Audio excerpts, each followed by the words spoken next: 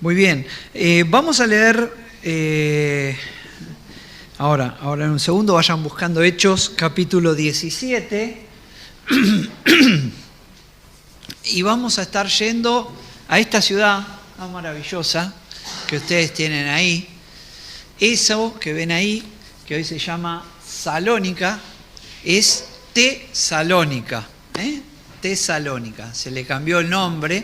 En la actualidad existe la ciudad, como decimos, es esa que está ahí, muy moderna, como verán, con hermosas playas, con una torre ahí muy vistosa, que es famosa. Es una torre que, bueno, en la época de Pablo no estaba, es una torre medieval, que quedó ahí como un monumento histórico en medio de una ciudad muy moderna.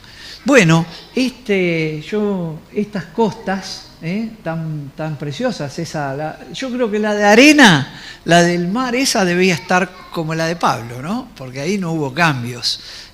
Esas fueron las costas que vieron los apóstoles. Y a modo de introducción vamos a ir a Hechos de los Apóstoles, capítulo 17. Recuerden que vamos a estar viendo las cartas de Pablo.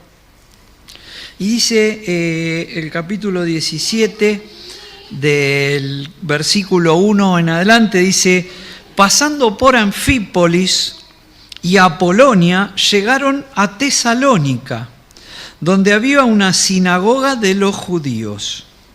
Y Pablo, como acostumbraba, fue a ellos por 3 días de reposo. Fue a ellos y por 3 días de reposo discutió con ellos, declarando y exponiendo por medio de las Escrituras que era necesario que el Cristo padeciese y resucitase de los muertos, y que Jesús, a quien yo os anuncio, decía, Él es el Cristo. Y algunos de ellos creyeron y se juntaron con Pablo y con Silas, y de los griegos piadosos gran número, y mujeres nobles no pocas. Entonces los judíos que no creían, teniendo celos, tomaron consigo a algunos ociosos, hombres malos, y juntando una turba, alborotaron la ciudad, y asaltando la casa de Jasón, procuraban sacarlos al pueblo. Pero no hallándolos, trajeron a Jasón y a algunos hermanos ante las autoridades de la ciudad, gritando: estos que trastornan el mundo entero también han venido acá, a los cuales Jasón ha recibido, y todos estos contravienen los decretos de César, diciendo que hay otro rey, Jesús. Y alborotaron al pueblo y a las autoridades de la ciudad, y oyendo estas cosas, pero obtenida fianza de Jasón y de los demás, los soltaron. Inmediatamente los hermanos nos enviaron de noche a Pablo y a Silas hasta Berea. Y ellos, habiendo llegado, entraron en la sinagoga de los judíos.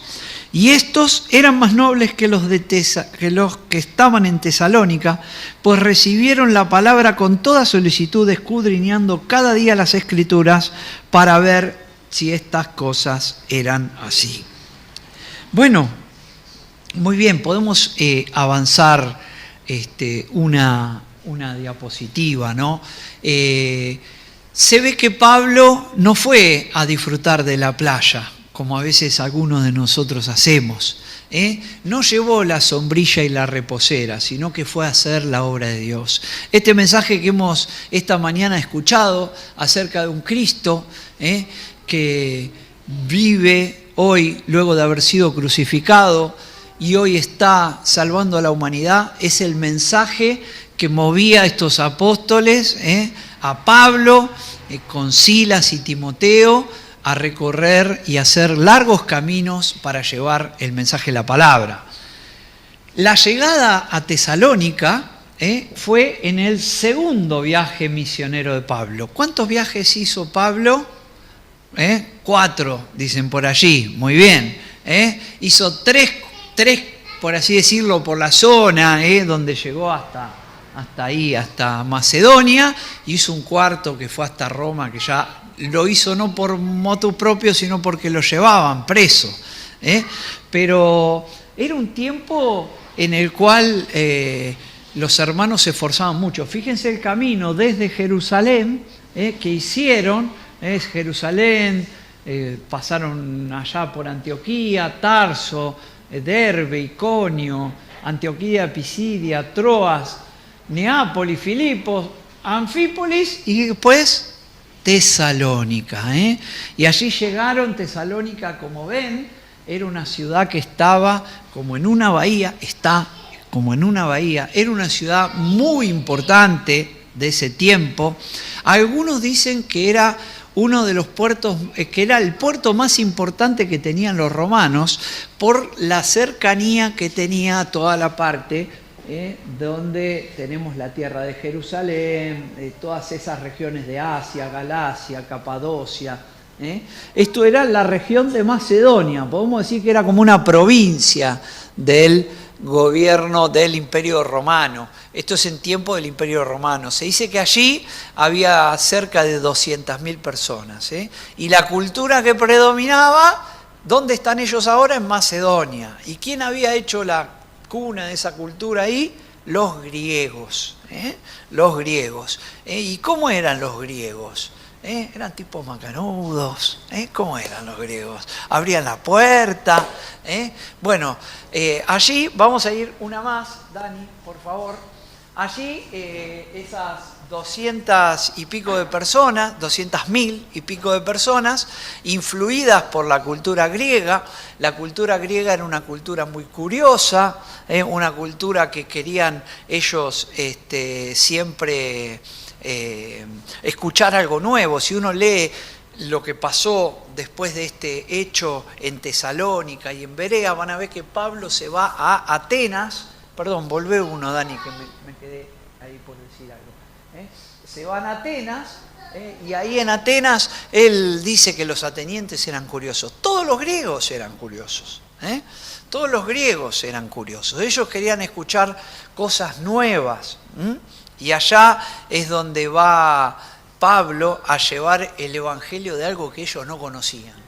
Conocían un montón de cosas, pero el evangelio no lo conocían. Miren, ellos tenían una cultura, eran politeístas. ¿Qué quiere decir que eran politeístas? Que tenían muchos dioses. Miren, al menos tenían 12 que eran los dioses del Olimpo, ya para empezar ahí. 12 dioses que eran los dioses del Olimpo. Zeus, Poseidón. Después se han hecho muchos como películas, no sé si son de Disney, de Marvel, de quién son, que hablan, hacen personajes de estos dioses, ¿no? 12 dioses del Olimpo. Después ellos también le rendían culto a Roma y al César. Y también tenían aparte otros dioses, entre los cuales había uno particularmente, para detenerse un minutito, que era Hades. Hay dos cosas que uno va a escuchar de Hades. Está el dios Hades y el Hades. El Hades era el lugar donde se decía que moraba el dios Hades, que era el dios del inframundo. Un dios que estaba allí por debajo de la tierra. ¿Y qué había ahí en ese lugar? En ese lugar iban a parar los muertos, según la creencia que los griegos tenían.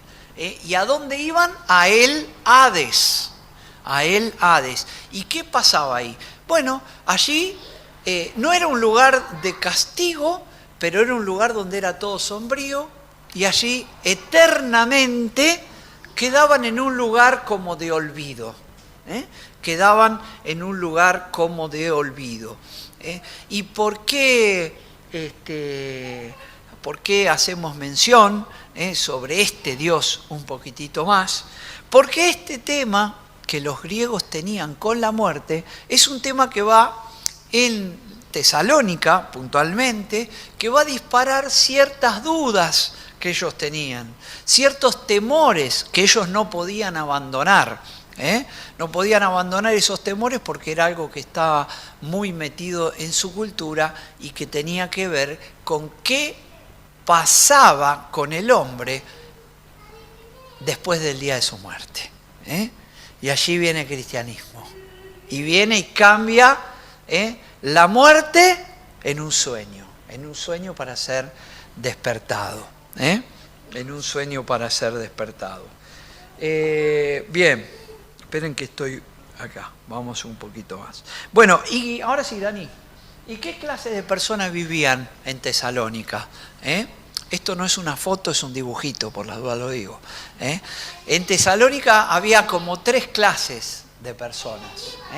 Estaban los judíos devotos. ¿Y quiénes eran los judíos devotos? Los judíos devotos eran, por así llamarlo, los judíos practicantes. Los que estaban atados a la fe, los que creían en el Dios vivo y real, que tenían hasta en el Antiguo Testamento, pero tenían su cultura judía. ¿Y a dónde va Pablo primero? Pablo siempre iba y buscaba, ¿qué? La sinagoga. Dice que había una sinagoga muy importante allí. Una de las cosas que también caracterizaban la localización de Tesalónica era que Tesalónica tenía muchos caminos que conectaban no solo, Tesalónica era conectable a través del mar, porque tenía un puerto muy grande y seguro por el cual se comerciaba mucho, pero también tenían caminos de interconexión. Entonces era un lugar de mucho tránsito y allí había una sinagoga. Y allí va Pablo y dice que pasó 3 días de reposo. ¿Cuántos son 3 días de reposo, más o menos? Y decimos 3 semanas, aunque en 2 semanas uno podría hacer 3 días de reposo, pero son 3 semanas. Por eso es lo que se estima que Pablo estuvo en Tesalónica, un tiempo breve.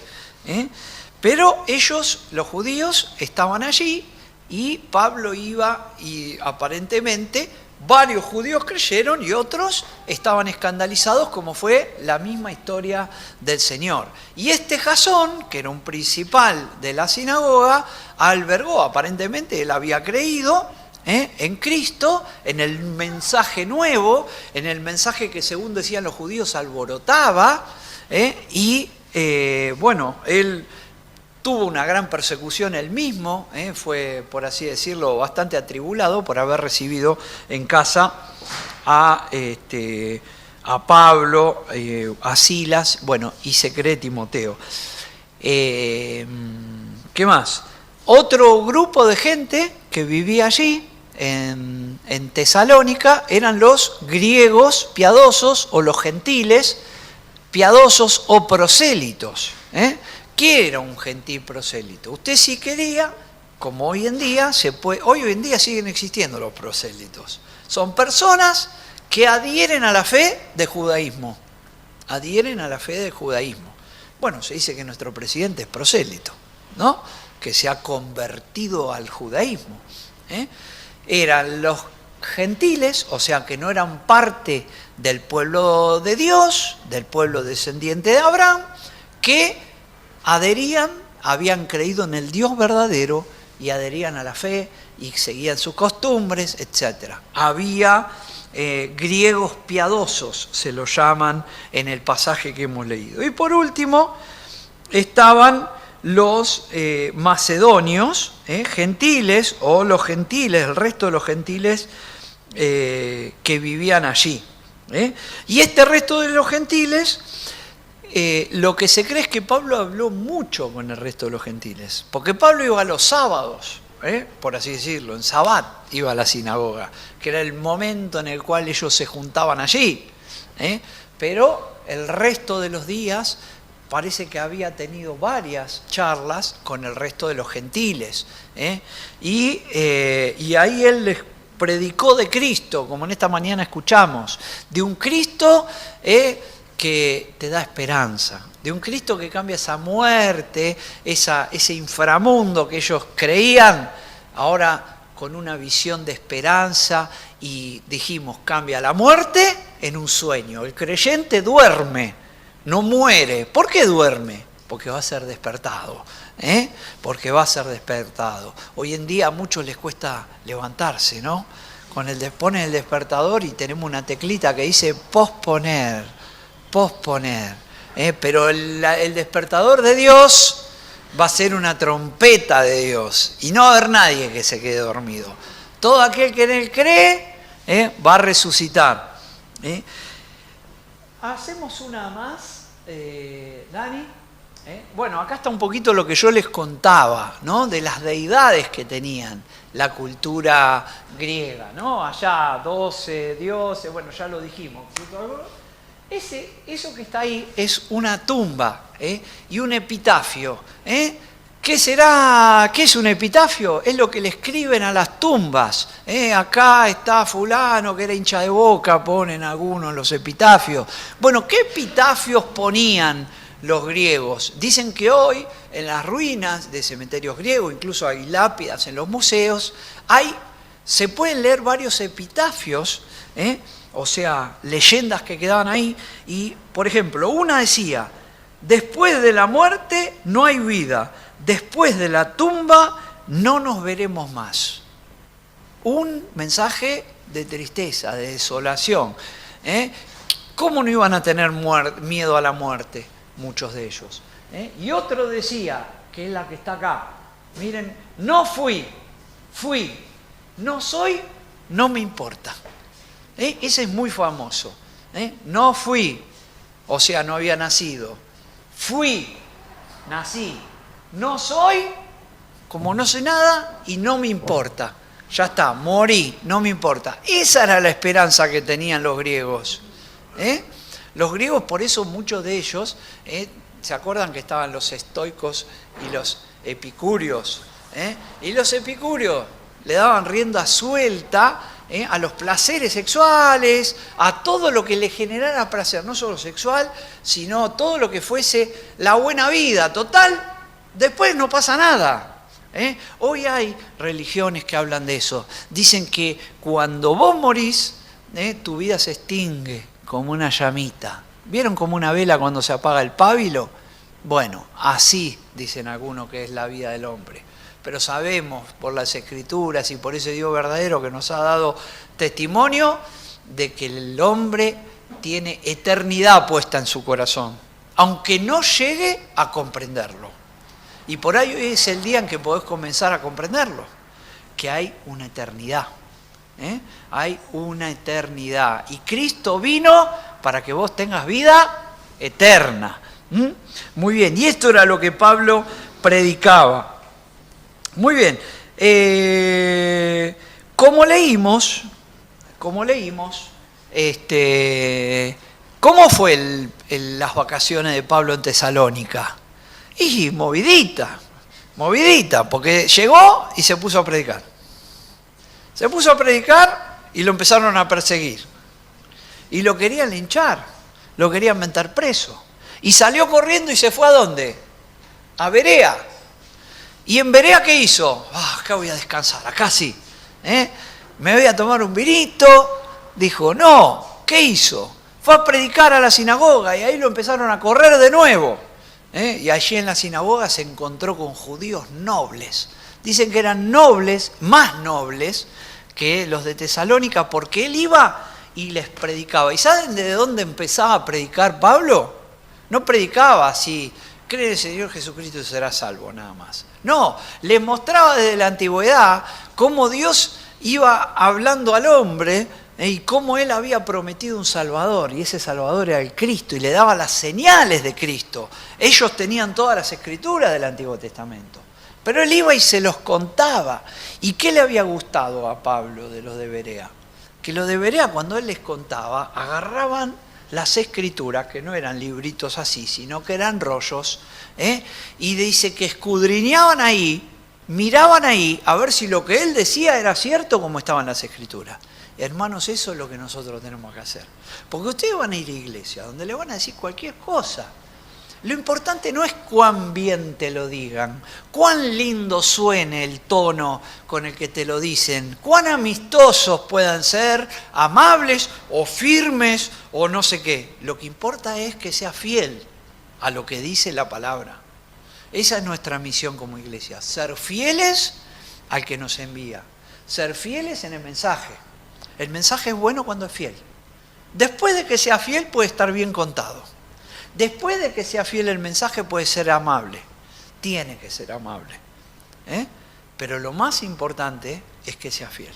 Y los de Berea nos dejan una enseñanza, que para ser nobles para con Dios tenemos que ser conocedores y guiarnos por la palabra de Dios. Me perdí. Entonces fueron a Berea. ¿Y de ahí qué tuvo que hacer Pablo? Le duraron un poco las vacaciones a Pablo. Se tuvo que ir. ¿Y a dónde se fue? A Atenas. Después ahí surge todo otro capítulo hermoso de lo que pasa en Atenas, con Pablo. Léanlo en casa, después del versículo 11 del capítulo 17, van a ver ahí lo que fue la estadía de Pablo en Atenas. Una estadía hermosa, una predicación maravillosa, pero había sido corto el tiempo que ellos estaban en Tesalónica. Volvamos a Tesalónica porque si no me voy por las ramas. Entonces, como había sido corto, Pablo tenía preocupación por lo que había pasado con los tesalonicenses. ¿Por qué? Porque él había visto una reacción muy buena en cuanto a la fe. Fíjense que nosotros leímos que se habían convertido un montón. Dice en el versículo 4, algunos de ellos se juntaron, de los judíos son estos, algunos de ellos creyeron y se juntaron con Pablo y con Silas. Y de los griegos piadosos, ¿cuántos? Gran número, dice. Y mujeres nobles, no pocas.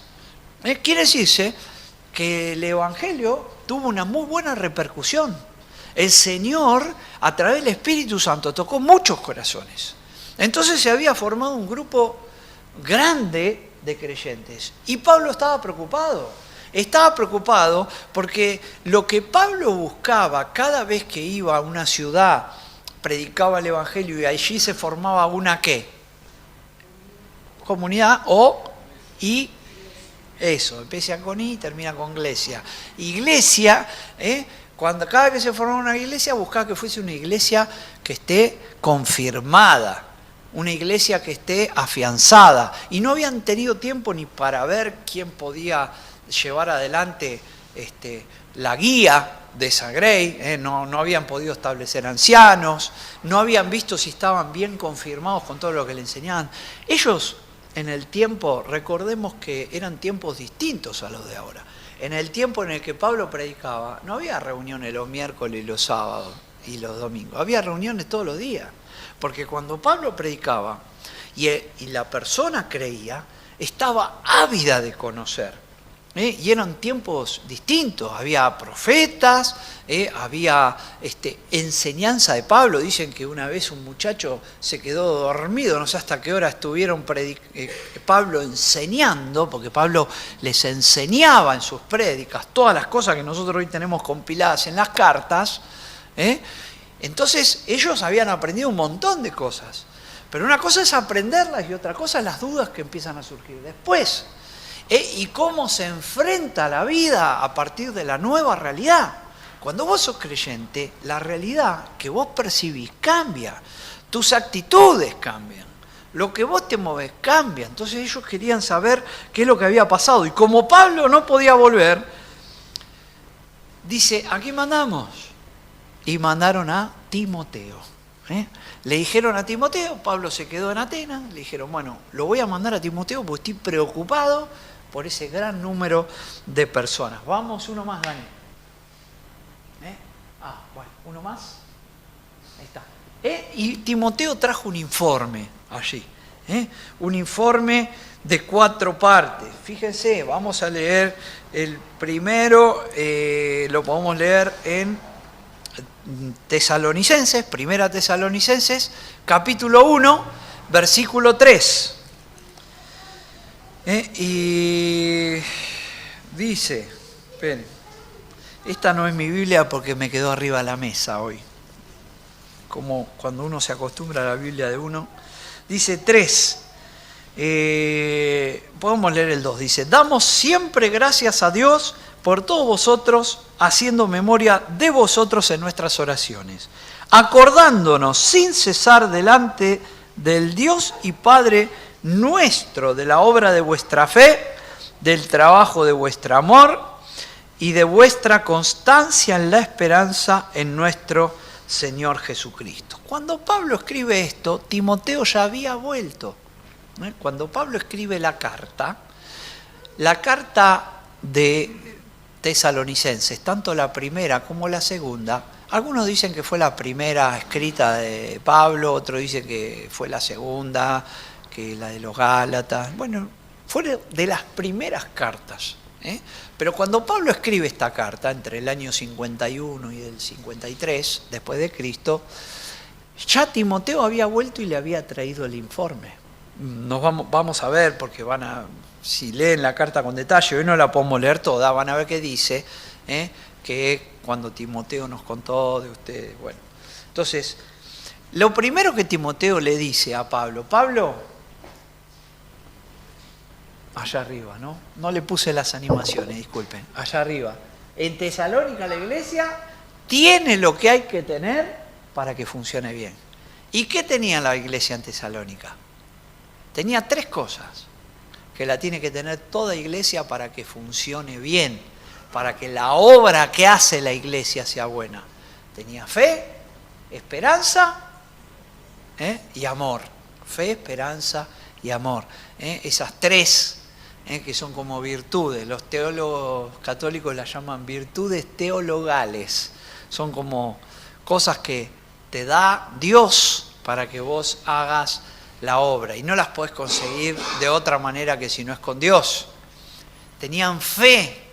Y sin fe nadie se mueve. Si vos no tenés fe, no te movés. ¿Por qué voy a hacer algo si no tengo fe?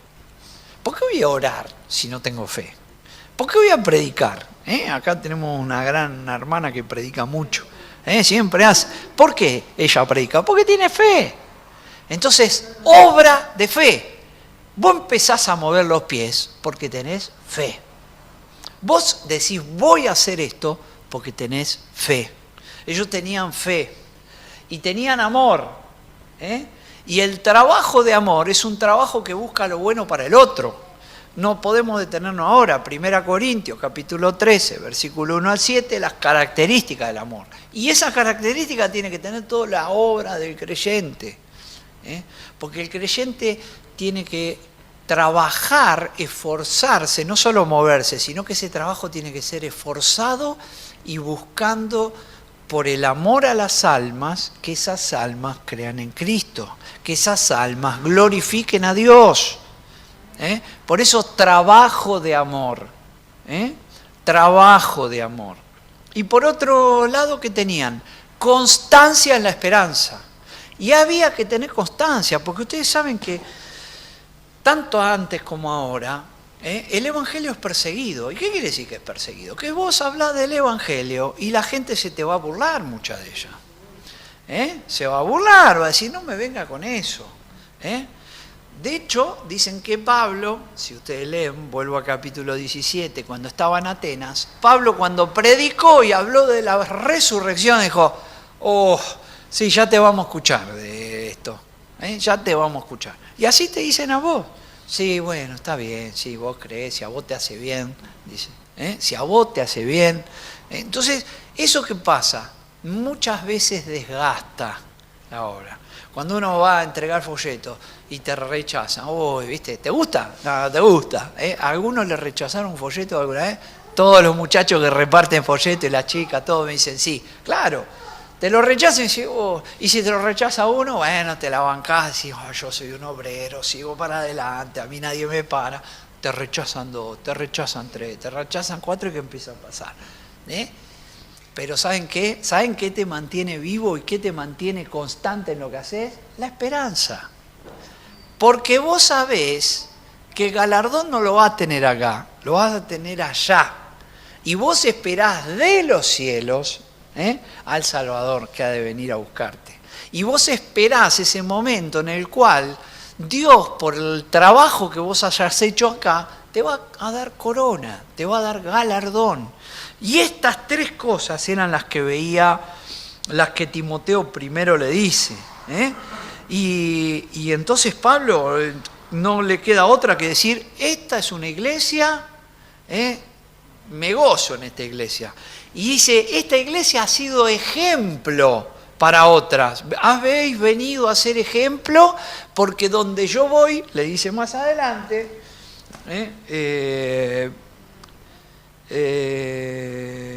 Acá, 6 y 7 dice, y vosotros vinisteis a ser imitadores de nosotros y del Señor, recibiendo la palabra en medio de gran tribulación, con gozo del Espíritu Santo, de tal manera que habéis sido ejemplo a todos los de Macedonia y de Acaya que han creído. Por eso se dice, entre las características de Tesalónica, que era una iglesia ejemplar, una buena iglesia. Una iglesia que no se había quedado con el mensaje, nada más, sino que había sido ejemplo en cómo llevaba la obra adelante. Hermanos, tenemos que ejercitar la fe, tenemos que ejercitar el amor y tenemos que ejercitar la esperanza en servicio a Dios. Ser imitadores de los apóstoles, ser imitadores de los grandes siervos de Dios, que han dejado sus comodidades y que los precede la fama.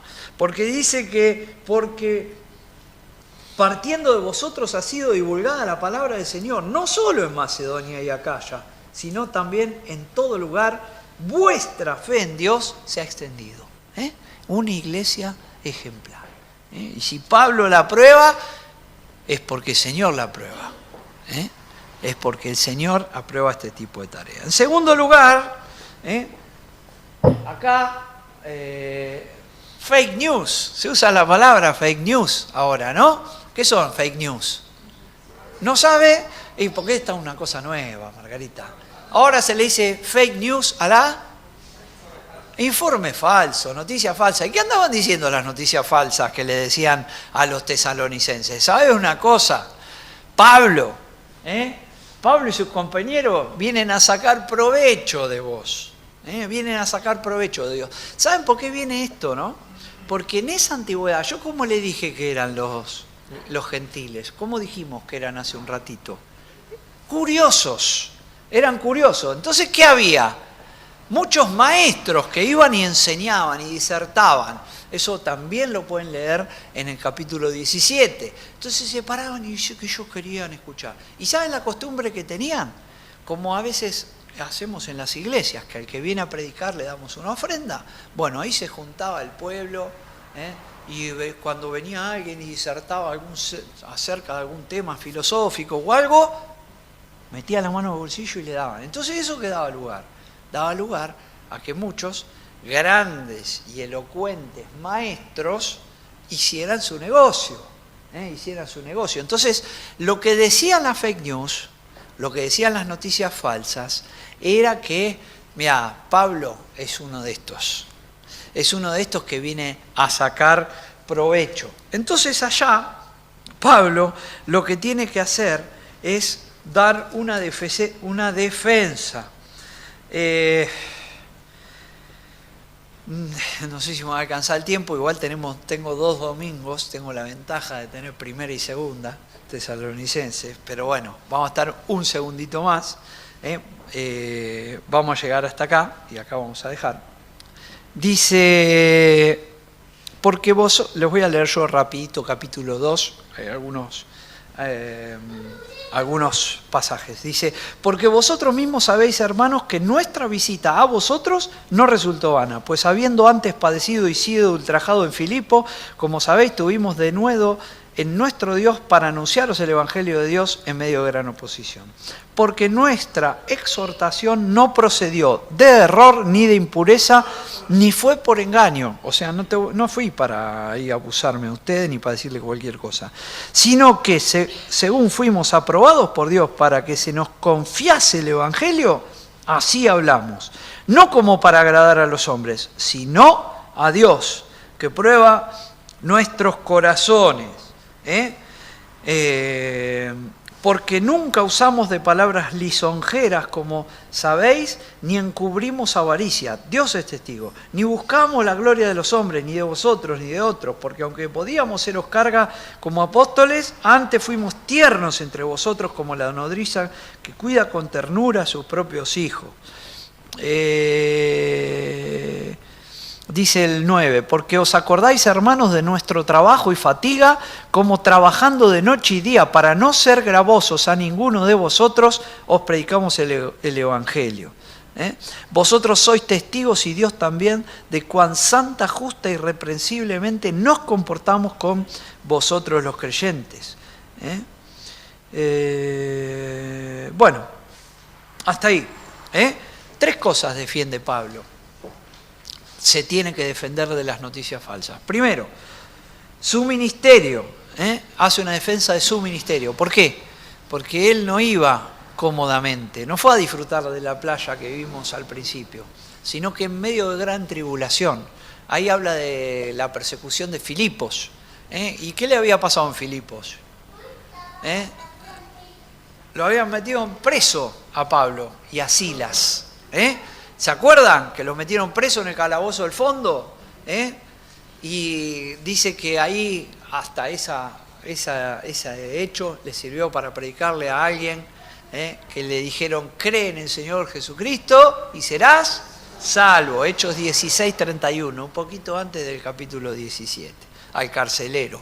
Entonces defiende su ministerio, porque él fue encomendado por Dios en medio de tribulación. Y no fue cómodamente, no fue a la playa y después a hablar al aerópago o al lugar donde se juntaban para sacar plata. Segundo, defiende su mensaje. Dice que no buscaba agradar a los hombres, porque estos maestros falsos que iban y decían lo que la gente quería escuchar, entonces se juntaban multitudes. Cuando vos decís lo que la gente quiere escuchar, es muy probable que tu iglesia se llene, porque yo te digo todo lo que vos querés escuchar. Miren, los profetas, muchos que andan hoy dando vuelta, de lo que hablan es de cosas buenas. Y si uno agarra a los profetas del Antiguo Testamento, mamita querida, no quedaban bien con nadie. No quedaban bien con nadie. Arrepiéntanse porque ni Dios lo va a cortar. Vos sos el rey, mirá, de vos vas a ver y la mujer que tenés. Los profetas verdaderos hablan lo que Dios quiere que hable. El profeta es el que lleva palabra a Dios. El creyente, de alguna manera, cuando lee y enseña la palabra, está profetizando. Está enseñando la palabra de Dios. Está enseñando la doctrina de Dios. Y eso no agrada al hombre muchas veces, porque le tenés que decir: sos pecador y te vas al infierno. No usaron de palabras lisonjeras. ¿Qué es una palabra lisonjera? Cuando te dice: che, vos que sos un fenómeno, vení que te voy a decir un par de cosas, te va a ir bien. Eso es, cuando vos siempre le acariciás el hombro. No está mal a veces darle una caricia a un hermano. Bien, la verdad, Dios te bendiga por el ministerio que estás llevando adelante. Agradezco a Dios por el servicio tuyo. Eso está bien, Pablo mismo lo hacía eso. Pablo reconocía en muchas cartas, en los saludos, hay reconocimiento por el servicio que estos dan a los santos, por la iglesia que está en tu casa.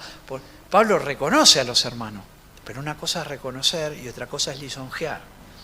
Entonces él defiende su mensaje. Él habló lo que Dios quería y no lo que ellos querían escuchar. Y también lo otro que tiene que defender Pablo, tras sus acusaciones, es su sustento.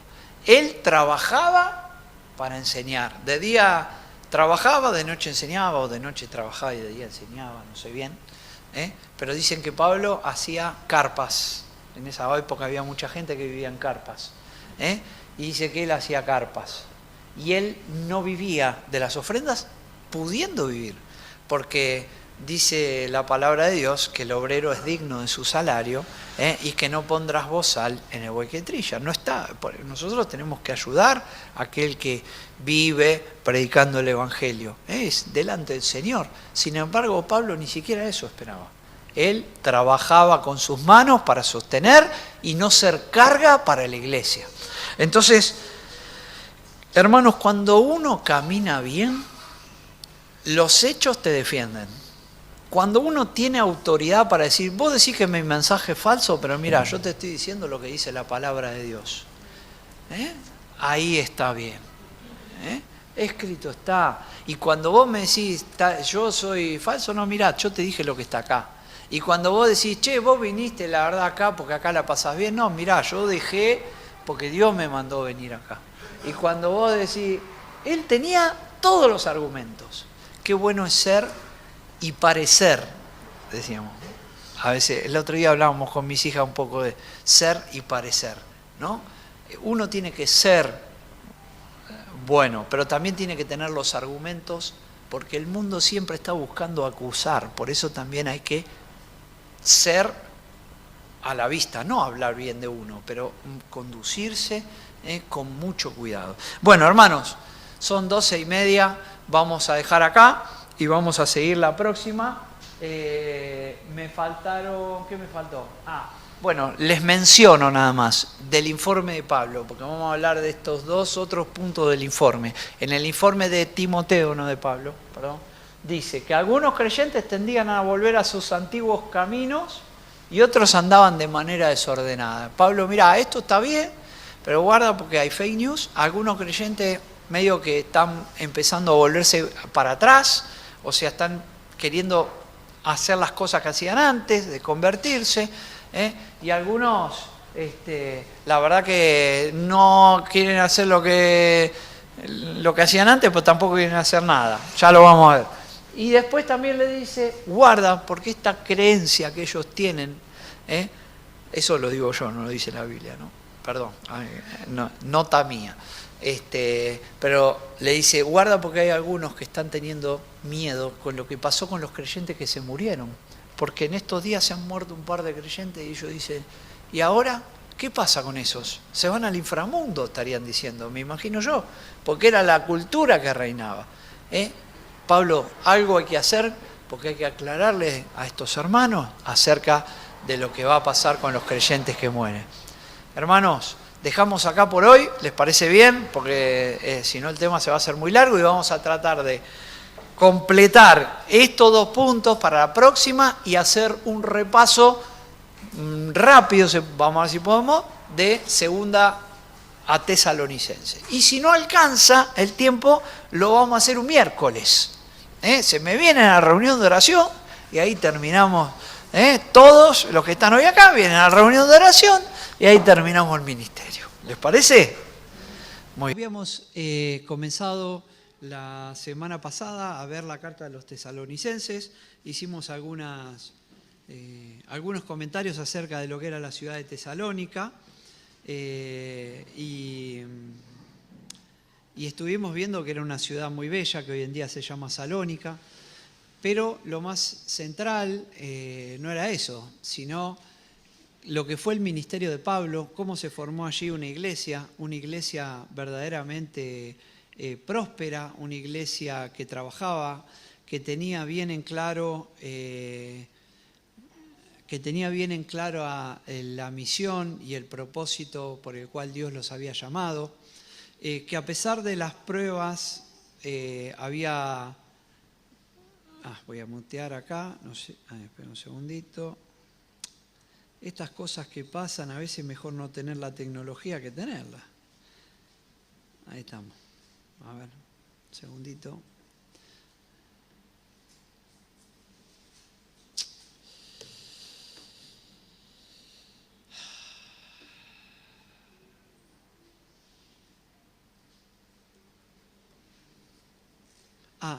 ¿Podemos poner ahí el Zoom?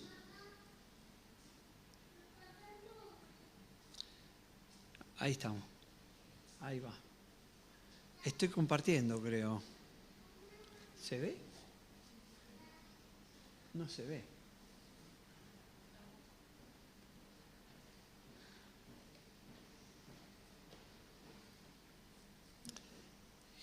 No se ve porque no estoy compartiendo.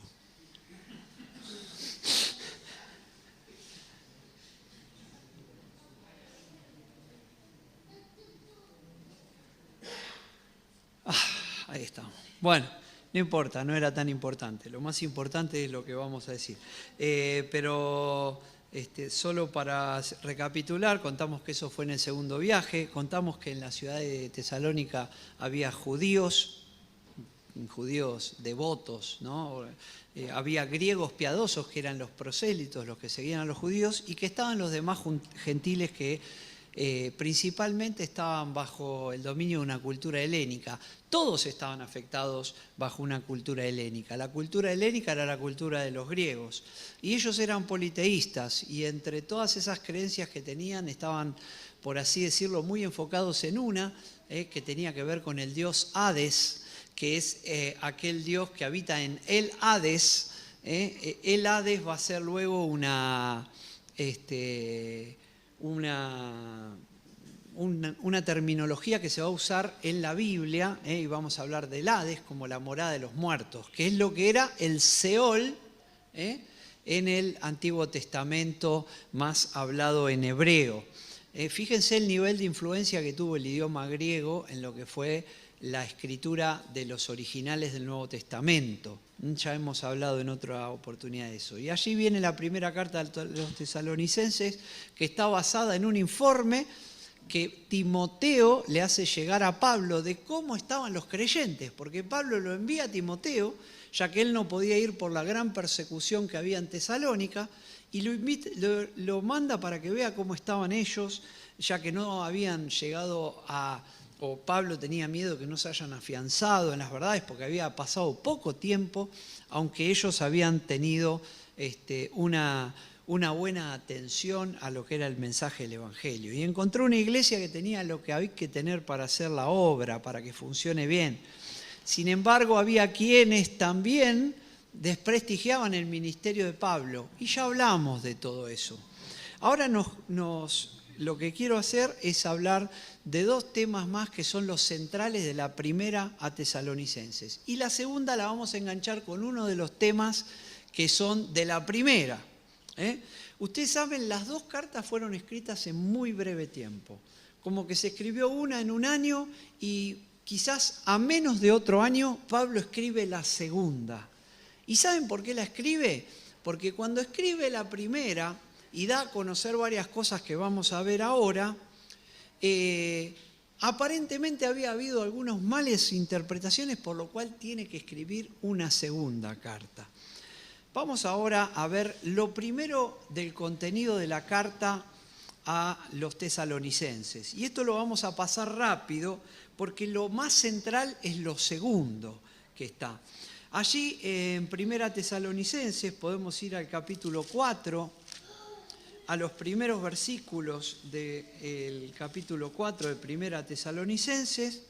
Les va a hablar a los creyentes, los va a exhortar, animar para que lleven una vida conforme a la voluntad de Dios. Y dice: por lo demás, hermanos, os rogamos y exhortamos en el Señor Jesús que de la manera que aprendisteis de nosotros, cómo os conviene conduciros y agradar a Dios, así abundéis más y más. Porque ya sabéis qué instrucciones os dimos por el Señor Jesús. Pues la voluntad de Dios es vuestra santificación, que os apartéis de fornicación, que cada uno de vosotros sepa tener su propia esposa en santidad y honor, no en pasión de concupiscencia, como los gentiles que no conocen a Dios, que ninguno agravie ni engañe en nada a su hermano, porque el Señor es vengador de todo esto, como ya os hemos dicho y testificado. Pues no nos ha llamado Dios a inmundicia, sino a santificación. Así que el que desecha esto no desecha a hombres, sino a Dios, que también nos dio su Espíritu Santo. Pero acerca del amor fraternal no tenéis necesidad de que os escriba, porque vosotros mismos habéis aprendido de Dios que os améis unos a otros. Y también lo hacéis así con todos los hermanos que están por toda Macedonia. Pero os rogamos, hermanos, que abundéis en ello más y más. Y que procuréis tener tranquilidad y ocuparos en vuestros negocios y trabajar con vuestras manos de la manera que os hemos mandado, a fin de que os conduzcáis honradamente para con los de afuera y no tengáis necesidad de nada. Muy bien, Pablo hace esta exhortación porque, como es habitual, cuando hay un grupo de personas que recién se convierten, acarrean las viejas costumbres. hay como un proceso en la vida del creyente. El creyente, el día que creyó, es puesto en un lugar de santidad. A eso se lo llama santidad posicional. Quiere decirse que Dios lo hace santo. Ahora, ese creyente debe crecer a lo largo del tiempo para que cada día su vida vaya progresando hacia una santidad mayor. ¿Y qué quiere decir santidad? Santidad es apartado para Dios. Y si queremos estar apartados para Dios, o sea, estar dedicados a Él, a disposición de Él, para que Él nos use, debemos llevar vidas santas y ordenadas. Es un mensaje que también aplica mucho al día de hoy. Uno ve muchos creyentes que se relajan en cuanto a su vida. Ve muchos creyentes que toman muchas costumbres del mundo porque dicen, ¿y si total todo el mundo lo hace? ¿Qué problema hay con eso? Bueno, algo parecido le pasaba a los creyentes de Tesalónica, que venían de una costumbre, de una cultura pagana, donde, por ejemplo, hizo falta que los primeros versículos que leímos, Pablo exhorte a la santidad sexual y matrimonial, porque incluso en los dioses que ellos adoraban, algunos incluían prácticas de fornicación como parte de un culto a ese tipo de deidades. Entonces era muy común un libertinaje sexual en esa época, y podemos decir que en la nuestra también, que hacía que los hermanos, aún recién convertidos, siguieran pensando en ese tipo de prácticas. Entonces Pablo le dice que se aparten de fornicación. Y fornicación es todo lo que es sexo fuera del matrimonio. Por eso él dice, cada uno tenga su propia esposa, les habla a los varones como responsables espirituales de la casa. Hoy en día los varones también somos responsables espirituales en nuestro hogar. Dios nos va a pedir ciertas cuentas a nosotros que no se las va a pedir a nuestras esposas. Pero también le va a pedir a nuestras esposas cierta cuenta que nos va a pedir a nosotros. A nosotros nos va a pedir que gobernemos nuestras casas. Por eso dice, cada uno tenga su propia esposa en santidad y honor. Y esto implicaba no buscar las esposas de otros.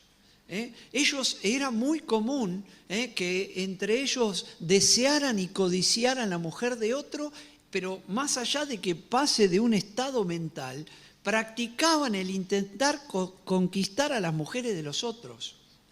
Por eso Pablo tiene que hacer esta exhortación y decir que cada uno tenga su propia esposa en santidad y honor. Y esto de la santidad y el honor tiene que ver en tampoco permitir que la esposa lleve ese tipo de prácticas con otros hombres. El matrimonio es algo sagrado. La familia depende de un buen matrimonio. Por eso es necesario que siempre obedezcamos la voluntad de Dios. No como los gentiles que no conocen a Dios, le termina diciendo. Ese es el resto de los gentiles, que era ese tercer grupo que había ya en Tesalónica. Pero también hace, nos olvidamos leer una porción, perdonen. El 5:12 al 22 de Primera Tesalonicenses, lo leo yo para hacer un poquito más rápido. Dice, os rogamos, hermanos, que reconozcáis a los que trabajan entre vosotros y os presiden en el Señor y os amonestan, y que los tengáis en mucha estima y amor por causa de su obra. Tened paz entre vosotros. También os rogamos, hermanos, que amonestéis a los ociosos, que alentéis a los de poco ánimo, que sostengáis a los débiles, que seáis pacientes para con todos. Mirad que ninguno pague a otro mal por mal. Antes, seguid siempre lo bueno unos para con otros y para con todos. Estad siempre gozosos, orad sin cesar, dad gracias a Dios en todo, porque esta es la voluntad de Dios para con vosotros en Cristo Jesús. No apaguéis al Espíritu, no menosprecéis las profecías, examinadlo todo, retened lo bueno, absteneos de toda especie de mal. Entonces, entre ambos pasajes hay 4 tipos de enseñanza: la de santidad sexual y matrimonial, la de relación con Dios. La relación con Dios es algo que comienza el día que nosotros creemos y el día que habían creído los tesalonicenses, pero que día tras día hay que fomentarla para que sea más fluida. Orad sin cesar, el creyente debe orar siempre. Alguno dijo que este orar sin cesar era como una canilla que gotea. No como una canilla que uno abre un chorro fuerte y lo cierra y vaya a saber cuándo lo vuelve a abrir. Como una canilla que gotea, el creyente debe gotear oración, agradecer a Dios, orar pidiendo, Señor, ayuda, orar parándose delante de Dios, haciendo reconocimiento, intercesión por los demás, dar gracias en todo. Es un sacrificio espiritual las gracias que el creyente da. Es una costumbre que nos ayuda a fomentar y acercar nuestra relación cada vez más a Dios, porque dar gracias a Dios, hermanos, hay que ser agradecido porque es reconocer que Él es el dador de las cosas. No apagar al espíritu.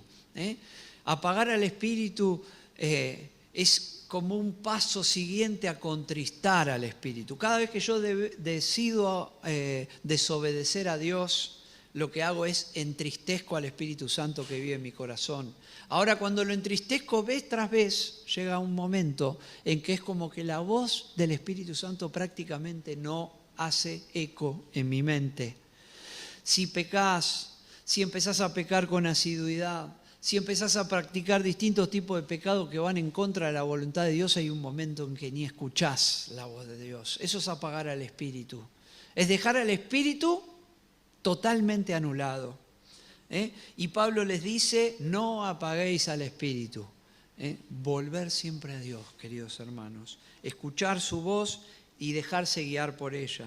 No menospreciar las profecías. En ese tiempo las profecías era la manera en la que Dios se manifestaba a la iglesia.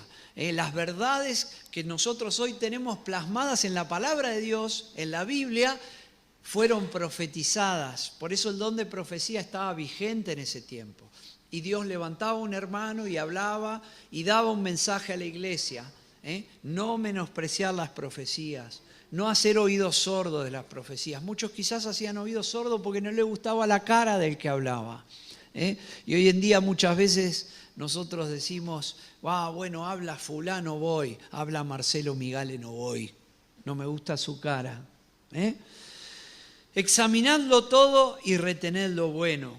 Habla de una conciencia en cuanto a las interpretaciones de lo que entendemos. Nosotros hoy estamos expuestos a un montón de material espiritual, a un montón de material cristiano. Hay más material, hay no sé qué cantidad de material más, no me animo a decir un número, pero es tremendo el material que tenemos a disposición. Y hay mucho material falso. Por eso hay que examinarlo todo y retener lo bueno. Cómanse el pescado, decía uno, pero dejen las espinas aparte. Pero también habla acerca del relacionamiento con los hermanos y los insta a tener amor unos para con otros. Los insta a reconocer a los que trabajan en el oficio de la obra del Señor. Había hermanos que dedicaban mucho tiempo a la obra del Señor y ellos le dice reconozcan a los que trabajan. Eso implicaba muchas veces el sustento, implicaba muchas veces la ayuda hacia ellos, el respeto y la honra, pero por sobre todas las cosas muchas veces hermanos que dedicaban su tiempo completo al Señor había que sostenerlos, como es hoy en día en las misiones. Tenemos que ver los que trabajan en el oficio de la obra del Señor y sostenerlos. Amonestar a los ociosos. Miren, acá hay 4 exhortaciones que están en el material, una abajo de otra. No sé si llegan a leerlo porque la letra es muy chiquita, pero dice, amonestar a los ociosos, alentar a los de poco ánimo, sostener a los débiles y ser pacientes para con todo. Miren si seríamos así en la iglesia, lo bien que estaríamos. No dice córtenle la cabeza al ocioso, no dice separen al de poco ánimo, no dice me tiene podrido este que es un débil, dice amonesten a los ociosos, quiere decir anímelos a que estén trabajando. No es bueno que los creyentes no se ocupen en nada. El creyente debe ser una persona que trabaja, que se gana su sustento, y hay que amonestar muchas veces, porque hay veces que hay costumbres de no ocuparse en nada, de no trabajar en nada, de estar viviendo de lo que le da el otro. No habla acá de los que estaban en la obra del Señor trabajando y siendo sostenido. Habla del que está ocioso, desocupado, pero desocupado porque quiere, no porque está buscando trabajo y no consigue. Dice sostener a los débiles, y siempre, hermano, va a haber hermanos débiles entre nosotros, hermanos que duden más, hermanos que tengan miedos, hermanos que vienen con traumas, hermanos que se ven limitados en su forma de trabajar, y hay que sostenerlos, hay que tenerlos. ¿Qué sostener? Cuando lo agarro del brazo y no dejo que se caiga, vamos, vamos, hermano, ya esto tenés que superarlo, de la mano del Señor vas a poder. Orar por Él, interceder por Él, orar junto con Él, ayudarlo a entender la palabra. Eso es sostener a los débiles.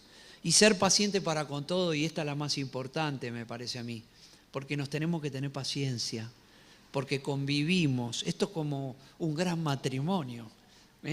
Cuando yo me casé, le tuve que tener mucha paciencia a mi esposa. Eso fue el primer mes. De ahí para adelante ella me tiene paciencia a mí. Pero imagínense un gran matrimonio en la obra del Señor. Y somos así, somos una familia, somos iguales, no somos iguales. Tenemos que tenernos paciencia. Si nos tenemos paciencia, quiere decirse que nos soportamos unos a otros y que nos reconocemos como parte necesaria, aunque no pensemos igual. No buscar la venganza, no pagar mal por mal, esto es algo que el creyente debe dejar de lado, y seguir lo bueno uno para con otros. Buscar lo bueno para el que tengo al costado. Esta es de relacionamiento entre los hermanos. Y por último, unas exhortaciones del tipo de conducta personal. Y tiene que ver, trabajar honradamente en los negocios personales para suplir las necesidades. Hay veces que decimos, uy, no, la obra del Señor es una cosa y los negocios seculares son otras. La vida es una, y los negocios de cada uno, alguno tendrá negocio por su cuenta, otro será empleado. La forma de sustento es importante para el creyente debe trabajar y lo debe hacer honradamente. No puede estar engañando, no puede estar en cosas ilegales, no puede dar un mal ejemplo evadiendo impuestos, no puede dar un mal ejemplo tratando mal a los que están en su trabajo, sino que debe ser honrado y debe trabajar para suplir las necesidades, no estar ocioso como dijimos antes, abstenerse de toda clase de mal. Cuando viene la idea de ejecutar el mal, el creyente tiene poder, el poder del Espíritu para dejar de lado las malas acciones. Una persona que no cree tiene la ley de la carne en su vida, eso está en Romanos, pero un creyente puede guiarse por la ley del Espíritu, que es la única que puede vencer al poder y la ley de la carne. Por eso debe abstenerse el creyente de toda clase de mal. El creyente no necesita realizar ninguna clase de mal para llevar su vida adelante. Y por último, estar gozosos. Gran ganancia, dice 1 Timoteo 6:6, es la piedad acompañada de contentamiento. Y el creyente puede estar gozoso porque está delante de la presencia del Señor. Estar gozoso es un efecto espiritual. Es un fruto del Espíritu el gozo. Amor, gozo. El segundo. ¿Y qué es gozo? Es cuando yo estoy contento delante de Dios, no importa la situación. Es cuando me siento lleno por Dios, no importa la situación. Estoy bien, estoy mal, tengo trabajo, no tengo trabajo, tengo problema, no tengo problema. Estad siempre gozosos. Y a veces debemos buscar el gozo. ¿Y cómo debemos buscar el gozo? Dejando de lado las actitudes que nos apagan el gozo. De esa manera nosotros debemos conducirnos delante de la obra de Dios. Pero vamos a pasar al segundo tema, y el segundo tema tiene que ver con el centro de la carta a los tesalonicenses. Y recuerden que dijimos que los tesalonicenses tenían una enseñanza que venía de un dios, del dios Hades, y tenían muy presente el sitio del Hades, que era un lugar donde el que moría iba y en ese lugar quedaba como confinado de por vida. Era un lugar sombrío, entendían ellos. Por eso empieza a surgir en el corazón de los creyentes qué pasaba con los que iban muriendo. Porque ellos conocían de la enseñanza de que el Señor iba a volver a buscar a su iglesia. Pero resulta que en ese tiempo empezaron a morir algunos de los creyentes. Ellos empezaron a morir como es habitual. Muchos por persecuciones, otros por enfermedades. ¿Y qué empezó a pasar en la cabeza de los creyentes? Empezó a aparecer la nube, la sombra del Hades. Y estos pasaron al Hades porque el Señor no vino y ya murieron. Entonces Pablo va a dar una enseñanza que después va a quedar acuñada acá en la Biblia, presente para nosotros, que es acerca de lo que es la venida de Cristo por su iglesia. Vamos a leer capítulo 4, versículos 13 al 18. Primera Tesalonicenses 4, 13 al 18, recontra conocido. Dice: tampoco queremos, hermanos, que ignoréis acerca de los que duermen, para que no os entristezcáis como los otros que no tienen esperanza. Porque si creemos que Jesús murió y resucitó, así también traerá Dios con Jesús a los que durmieron en él.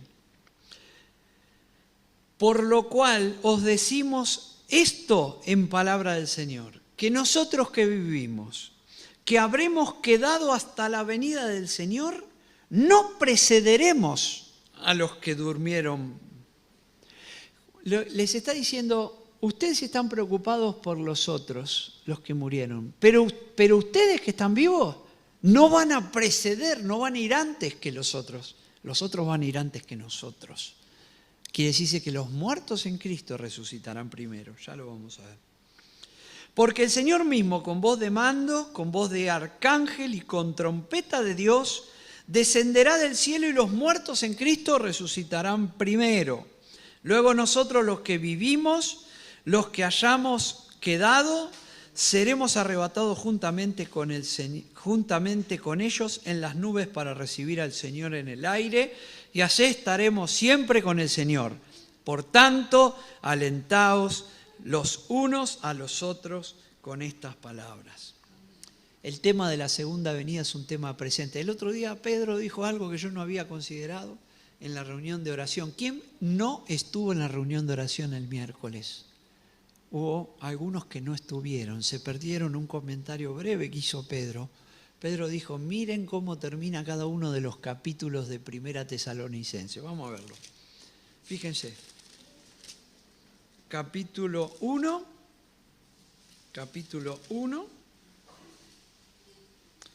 versículo 10, que es el último, dice: y esperar de los cielos a su Hijo, al cual resucitó de los muertos, a Jesús, quien nos libra de la ira venidera. Capítulo 2,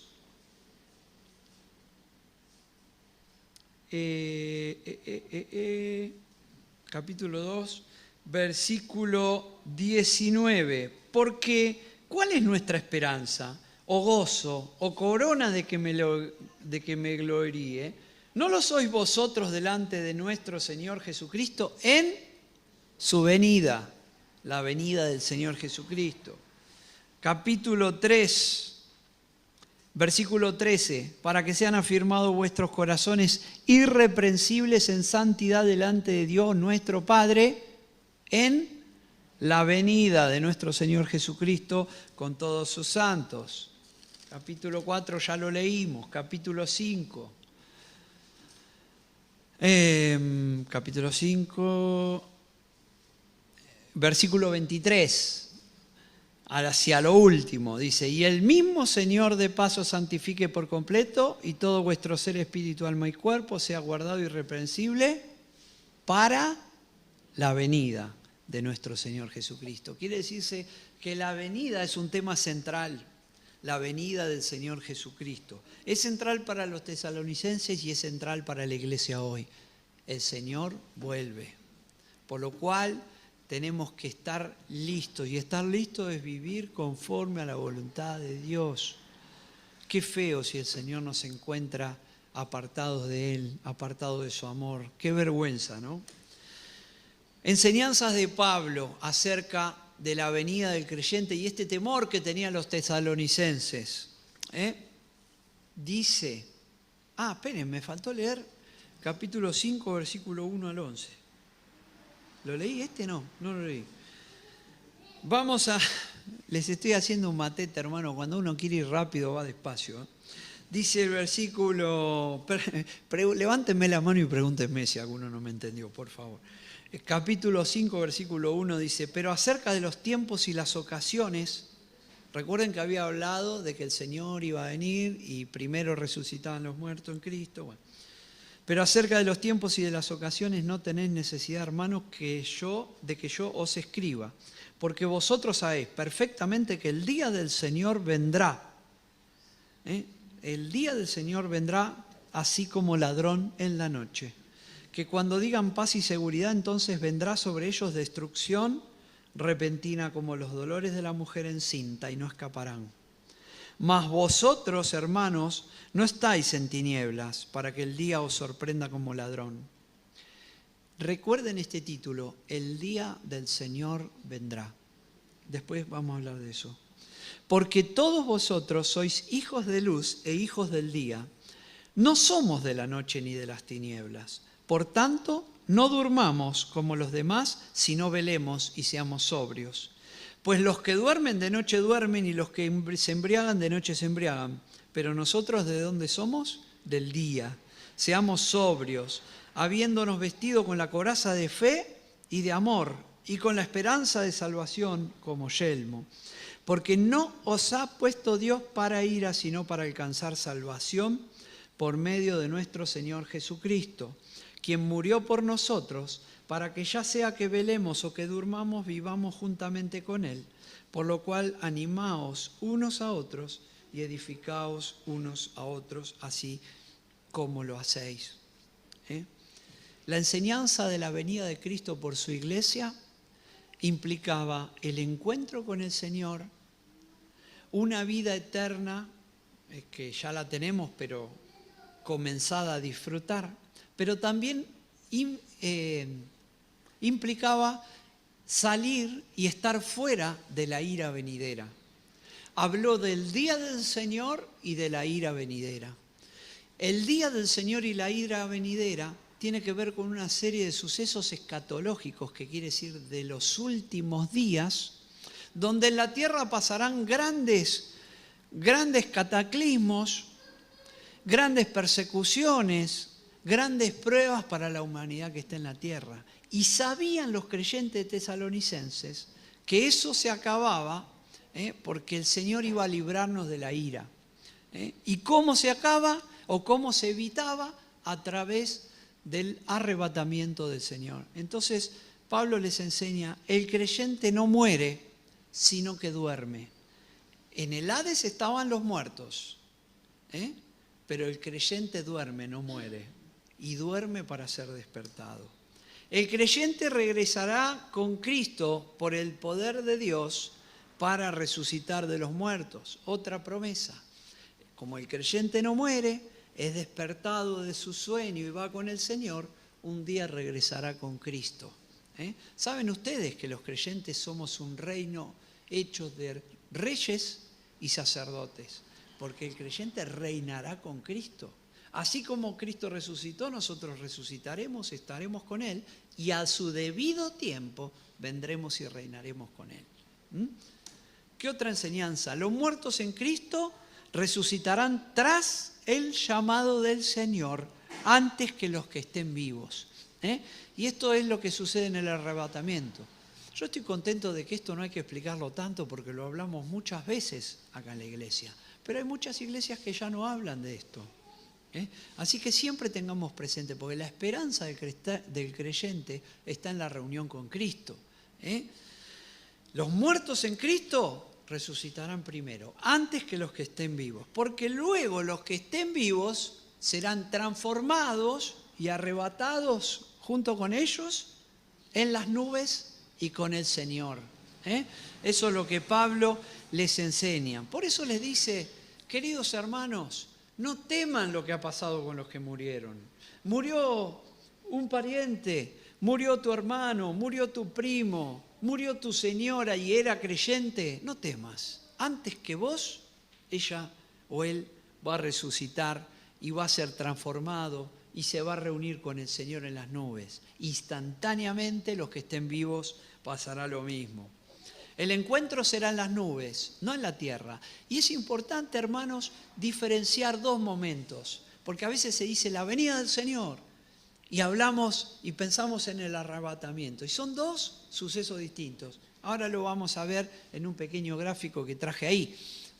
Está la venida del Señor por la iglesia, que es el arrebatamiento en el cual nos vamos a encontrar con el Señor, pero no en la tierra, en las nubes. Y después está la venida del Señor con la iglesia, que tendrá un efecto aquí en la tierra. Hay algunas sutilezas ahí con la Nueva Jerusalén, pero no las vamos a mencionar ahora. Nada separará a los creyentes de Cristo, porque estaremos para siempre con Él. Y eso es lo que Pablo también les enseña. Y esto, por último, son palabras de aliento. ¿Y por qué son palabras de aliento? Porque imagínense, en ese momento, hoy hay una persecución que es bastante ideológica. Uno habla de Dios y el mundo se burla. En nuestro hemisferio hay otros lugares, hemisferio se dice, no, nuestro occidente, no sé si es hemisferio eso. Es hemisferio, sí. En nuestro hemisferio ellos, es así. En otro hemisferio, como son los países gobernados por el Islam, hay persecución muy parecida a la que había en los tiempos de Tesalónica. No se salva a nadie que es creyente. Si vos le decís a tu familia, me convertí del Islam al cristianismo, no la vas a pasar nada bien. Nuestro querido hermano Marcelo Heikel, que algunos, no sé si quién lo conoce, bueno, varios lo conocen, que han venido a hablar acá, varias veces me ha contado la trompada que le dio el tío, porque él era musulmán, cuando se convirtió a Cristo, y le cerraron las puertas de su familia. Y eso es livianito al lado de lo que puede pasar. Pero hoy en día la persecución es ideológica. Entonces, ¿con qué alentarse ante una persecución ideológica? ¿Cómo ganar aliento ante un mundo que cuando le hablas de Dios, los más educados no te dicen mucho y los más maleducados se te burlan? ¿Cómo ganar aliento? Con la venida del Señor. Alentaos, dice Pablo, allí hacia el final, en el 14:18 dice, en el 4:18, por tanto, alentaos unos a los otros con estas palabras. Y hermano, no es para menos alentarse con la esperanza de que Cristo nos tiene garantizado el destino. Lejos de la ira, cerca de su presencia. No por un tiempo, sino para la eternidad. Segunda Tesalonicenses. Y tiene que ver con las cosas de la parte central, hermanos, vamos a ver. Vuelve Pablo también, parece que el primer mensaje de muchachos tienen que empezar a trabajar no había llegado y hace un recordatorio. ¿Vieron que a veces cuando queremos que alguno agarre la pala, no la agarra?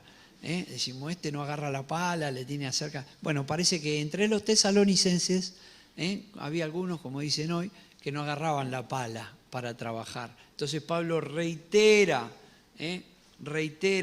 este mensaje. Pero segunda Tesalonicenses, yo le dije que recuerden lo del día del Señor, porque segunda Tesalonicenses viene a aclarar algo que les había generado confusión o habían entendido mal de la primera a Tesalonicenses, que tiene que ver con el día del Señor. Y por eso llamamos confusión acerca del día del Señor.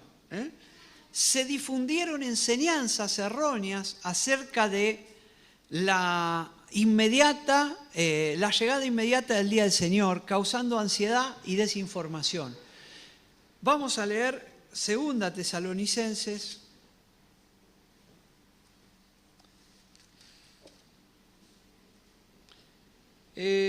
capítulo 2. Dice, pero con respecto a la venida de nuestro Señor Jesucristo y nuestra reunión con Él, os rogamos, hermanos, que no os dejéis mover fácilmente de vuestro modo de pensar, ni os conturbéis, o sea, preocuparse, ni por espíritu, ni por palabra, ni por carta como si fuera nuestra. En ese tiempo no estaba la Biblia tan clarita como está hoy, lo dijimos antes. Entonces algunos como que profetizaban erróneamente acerca de estas cosas de la venida del Señor y de los tiempos futuros. Y dice, y lo hacían por espíritu, que era profecía, por palabra, que eran diálogos, o por carta, como si fuera nuestra. Algunos aparentemente falsificaban cartas, diciendo que el día del Señor ya había comenzado. Ahora vamos a ver qué es el día del Señor. Que no, versículo 3, nadie os engañe de ninguna manera, que no vendrá el Señor acá, que no vendrá sin que antes venga la apostasía y se manifieste el hombre de pecado, el hijo de perdición, el cual se opone y se levanta contra todo lo que se llama Dios o es objeto de culto, tanto que se sienta en el templo de Dios como Dios, haciéndose pasar por Dios.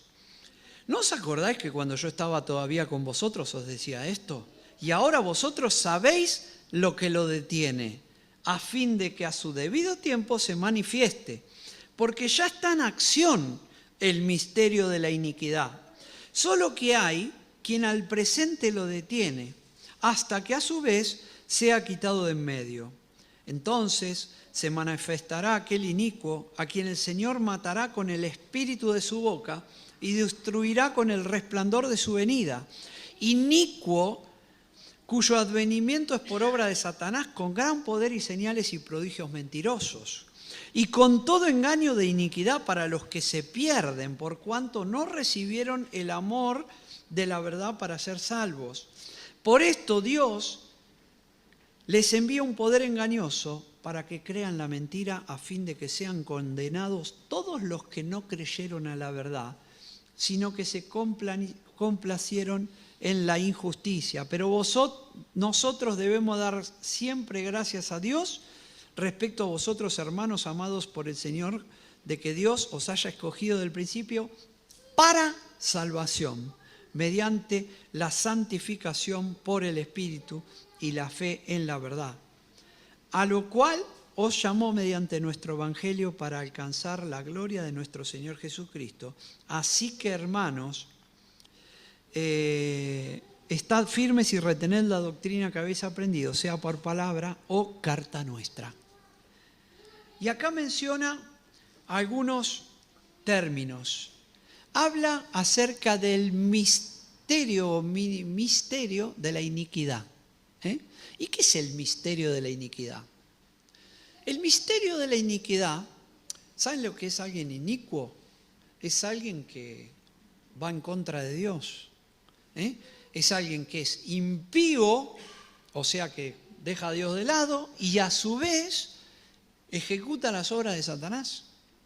Hoy, dijo Pablo hace más de 2000 años, está en marcha, o está vigente, el misterio de la iniquidad. Quiere decirse que había hombres y mujeres que hacían las obras de Satanás. No era un ámbito alejado de la lucha, como no lo es hoy. Hoy está tan vigente como antes el misterio de la iniquidad. Pero es un misterio, ¿por qué? Porque muchos no saben que detrás de ese poder está Satanás.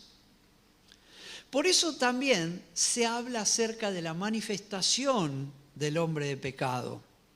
Entonces comienza la historia, y voy a agarrar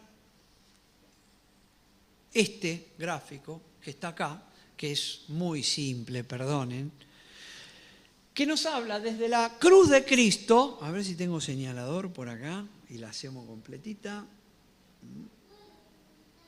No. no me sale. Nos muestra desde la cruz de Cristo un tiempo de gracia. ¿Cuál es ese tiempo de gracia? Ahora, ¿cuánto tiempo lleva la gracia? Más o menos. 2000 años. 2000 años. ¿Por qué? Porque hace cerca de 2000 años, digo yo siempre, porque el cálculo exacto algunos lo van a criticar, cerca de 2000 años vino Cristo, que es esa cruz. Murió y resucitó. Y comenzó en ese día el tiempo de la gracia. Ahí ya se daba el misterio de la iniquidad. ¿Creyeron todos a Cristo? No. ¿Satanás siguió haciendo su obra?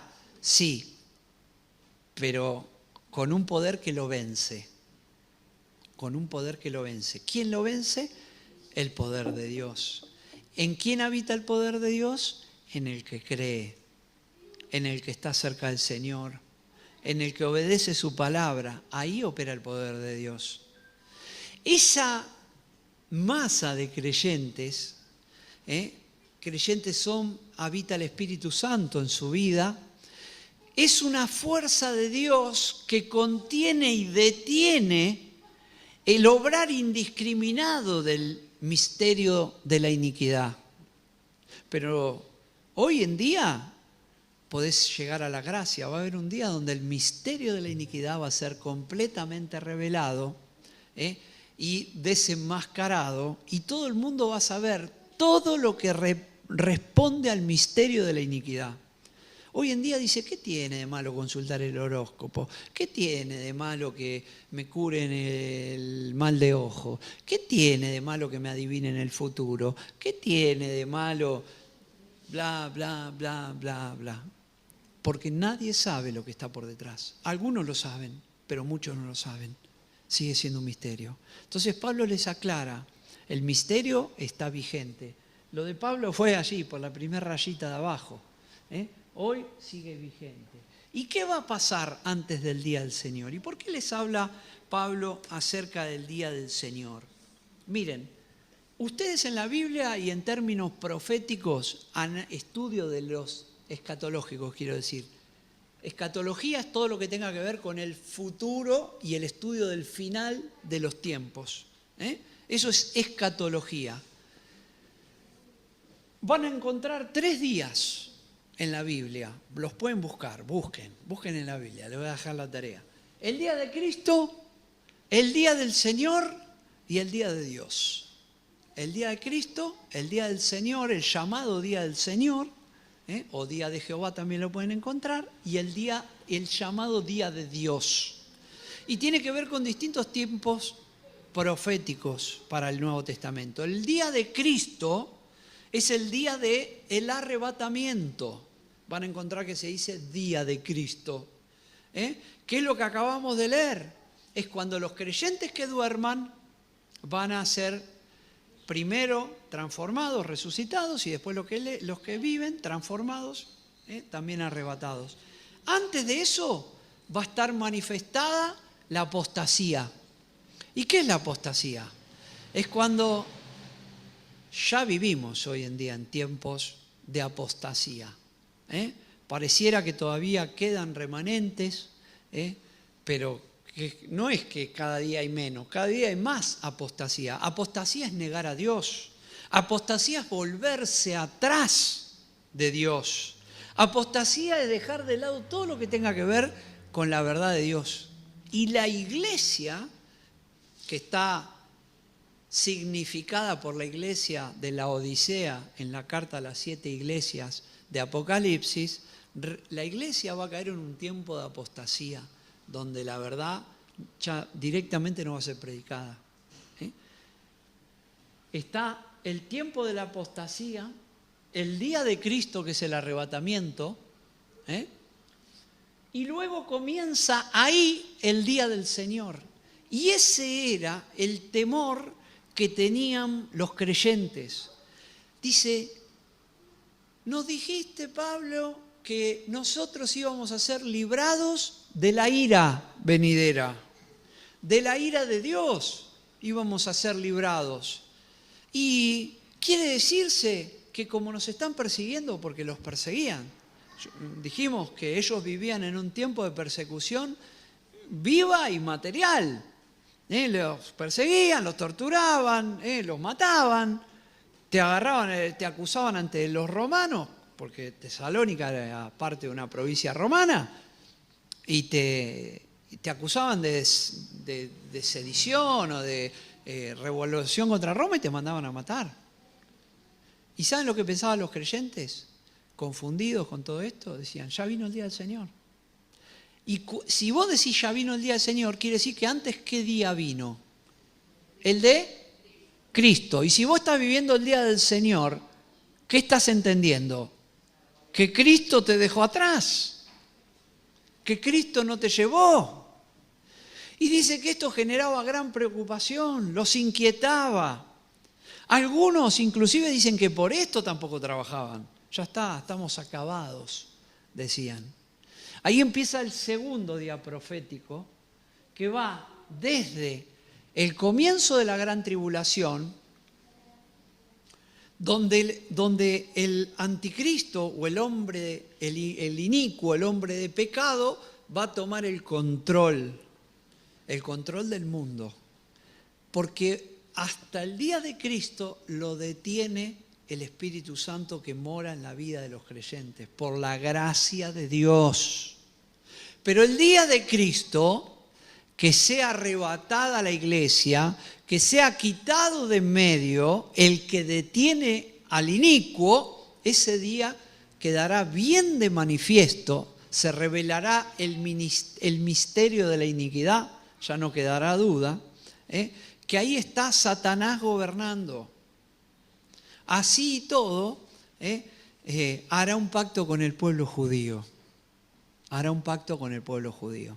Dice a la palabra, como hemos leído, porque algunos dicen, che, yo soy creyente, vamos a suponer, y viene Cristo a buscar a su iglesia, y no me voy con él, pero como yo sé la verdad, después ya sé la verdad y me arrepiento, y entonces ahí me la banco, soporto la gran tribulación, total son 7 añitos, y me voy con Cristo. Pero dice que Dios envía un poder engañoso para que crean a la mentira, aquellos que no creyeron a la verdad. Lo hemos leído.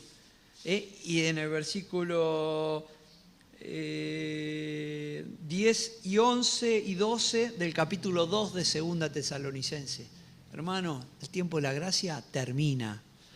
Hoy tenés que creer en Cristo. Hoy tenés que entregar tu vida. Fernando nos hablaba de arrepentirnos de nuestros pecados, de seguir a Dios, a Cristo, perdón, de recibir al Señor Jesucristo en los corazones. Es hoy. Es hoy. No es mañana, es hoy. Entonces, Pablo les termina explicando, miren, esperen, no se desesperen, porque no va a comenzar el día de Cristo, eso no va a pasar hasta que no se manifieste el hombre de pecado, hasta que no salga a la luz la apostasía. Y primero los muertos en Cristo se van a ir, y después ahí viene la gran tribulación. Y el día de Cristo es un día que dura desde el inicio de la gran tribulación hasta el fin del milenio, que es cuando el Señor gobierne. El Señor, ¿cuándo es la venida del Señor? La venida del Señor es al final de la gran tribulación, cuando con su palabra venza a los enemigos. Ese día, el regreso de Cristo, que está en Apocalipsis capítulo 19, Cristo vendrá de los cielos con su iglesia como vencedor y todo ojo le verá. No va a caber ninguna duda ahí. Y con el poder de su palabra matará a todos los enemigos, porque como dijimos, ya la enemistad contra Dios va a ser abierta, no oculta. Entonces dice que después de la mitad de la gran tribulación se van a preparar para luchar contra Cristo. Para luchar contra Cristo. Y dice que esa es la batalla del Armagedón. que seguro que vieron alguna película de Armagedón, pero que no tiene nada que ver con esto. Esa es la batalla de Armagedón, donde Cristo, con su presencia y el poder de su palabra, directamente destruirá a los enemigos. Y ahí comenzará el reino en el cual seremos reyes.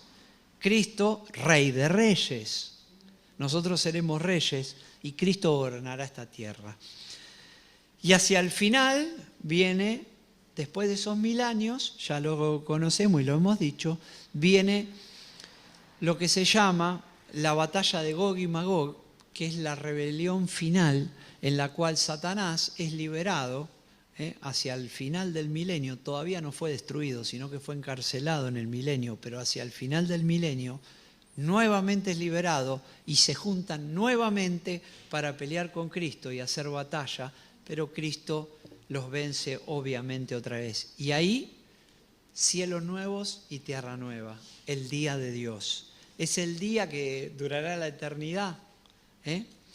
Pero la ira de Dios no es algo que le corresponda a los creyentes. Y eso es lo que deja Pablo explicado, aún con más detalles, en 2 Tesalonicenses. Porque les explica que la ira de Dios viene el día del Señor, y el día del Señor sucede luego de que se manifieste el hombre de pecado y luego de que la iglesia sea quitada. Hermanos, la carta de los Tesalonicenses da para mucho más. Si nos pusiésemos con más detalle, podríamos seguir sacando varias enseñanzas, no solo proféticas, sino prácticas, no solo prácticas personales, sino prácticas también de la iglesia. Pero no podemos hacer, esto es como un resumen. ¿Cuál es la idea? Que cada uno de nosotros pueda tomar esto que fuimos aprendiendo y entenderlo. Entonces, Pablo sabe de la confusión, Pablo aclara la confusión allí en la corrección que da, y él les explica acerca de ciertos acontecimientos de los últimos tiempos que suceden antes del día del Señor. Luego viene esa cronología que nosotros vimos y nuevamente, teniendo todo esto en cuenta, los insta a llevar una vida ordenada y santa. Hermanos, tenemos todo por ganar. Somos más que vencedores en Cristo. La ira es para otro, no es para nosotros. Nosotros esperamos de los cielos al Señor, así que vivamos con gozo. Vivamos sabiendo que estamos en sus manos y que nadie nos va a arrebatar de ahí. Que el Señor nos bendiga y nos ayude en este tiempo, este verano, que vamos a estar leyendo distintas cartas, a poder comprender y profundizar en todo el consejo de Dios. Bueno, dejamos acá y que el Señor les bendiga.